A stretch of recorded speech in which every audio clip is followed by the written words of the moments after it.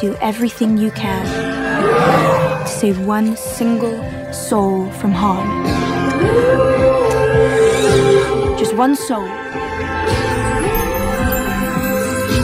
I think the second I read the synopsis in the audition process, I was immediately intrigued. I think it's such a new way of telling Anne's story. And the second I read the script, I knew that I wanted or needed to be involved with the project. I fell in love with it. It's beautiful writing and the team behind it are incredible.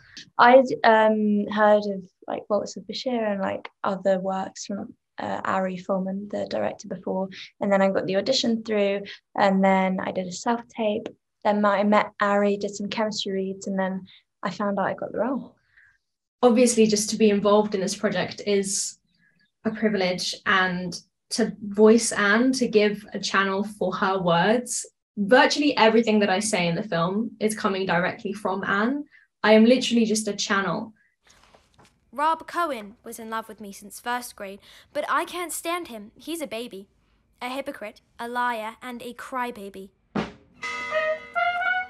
There are moments of comedy in the film. There are moments of joy, and none of this comedy is scripted. The reason that things are funny is because they're the thoughts of a 14-year-old girl. I think there's lots of things in Anne's diary that were skimmed over or edited past in a lot of other films about her life. She is just a teenage girl, and she's quirky and bubbly and funny. And I think there are moments in our film that capture that. People always want to learn more about her, no matter the age of a person. So I think it appeals to many people in that way. What is important is the message passed down to the tens of millions of children who read this diary. There was a constant dialogue between Ari and myself and like the other actors, him talking about what this world was like. And, he was brilliant in the sense that like he wanted, me to know who the character was, and for me to find the character myself. Ari wanted to keep all the performances as natural and as raw and organic as possible. So he kind of just wanted to keep us as teenage girls. I didn't really have to do much with my voice. I think the main thing that I took inspiration from was for the accent. So we had a dialect coach once we actually got to the studio, but we were doing this mid-Atlantic accent, and throughout the audition process, I struggled so much. So I had to listen to loads of like Hayley Mills, Judy Garland, anything sort of old Hollywood to get me going. It's such a difficult accent to do.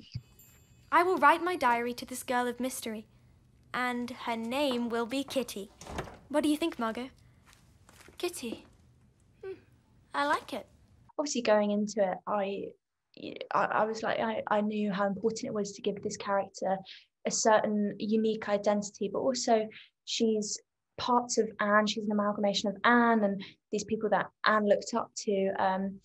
And she was Anne in the sense that she was a bit that Anne felt she couldn't be in The Secret Annex. So it's important for me that yes, she was unique, but also nuanced enough in the fact that she's a human. She's like this real life embodiment of Kitty, of the diary of this imaginary friend. Peter, Otto, Edith, Margot, Anne. Where is everybody? I'm getting scared.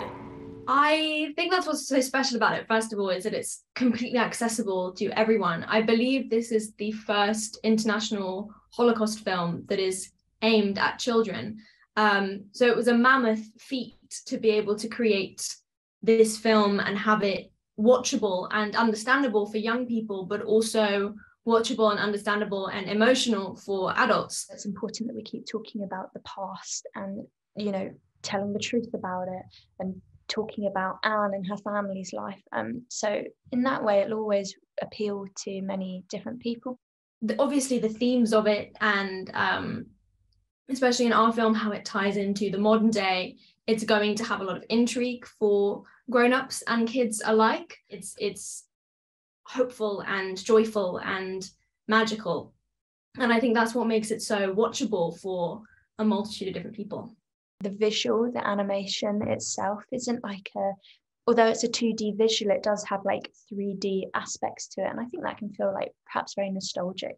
I grew up, obviously, like lots of people, watching loads of cartoons and lots of animation features. And it makes you realize like the importance of a voice, and like how much personality and a voice brings to it, and how it makes the character unique. So I work with Aaron, a dialect coach, to kind of bring that nuance to her. And I also listen to Emily Carey, who plays Anne Frank, and how her Anne was, and her intonation and her rhythm and her voice, to bring that part of her. Who is that? Is he a boy from class? Of course. Who is it? I don't remember you telling me about him. Anne! Oh, that's Sam Solomon. He's madly in love with me. Come down, Anne. He's a tough guy, but he's a brat. Tough, eh?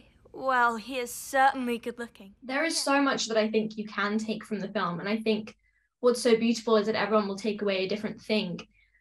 But in school, we learn about Anne Frank and we learn about the diary, and people tend to sort of leave it at that and forget about it.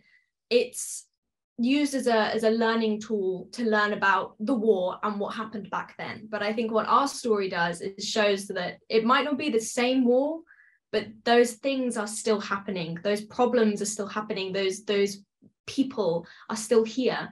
It's a story that has been told from many different angles and many different perspectives, but the way this Whereas Anne Frank is being told, it hasn't been told from this perspective before. And it's always important to keep talking about the past as well, and talking about, you know, this Anne and her family and her story. So I hope people kind of watch it and walk away talking. You know, any good piece of art will have people talking, right? But also with like an awareness of what's going on today, because that's what, you know, makes it different. It's drawing on the parallels of past and present. Kitty like finds her identity as a young adult, and she is looking at Anne through the magnifying glass of other people and other people's perspectives. And by the end of the film, like, she forms her own opinion and her own identity, so finds her own voice. So I hope people walk away feeling that they can voice their own opinions and be true to themselves.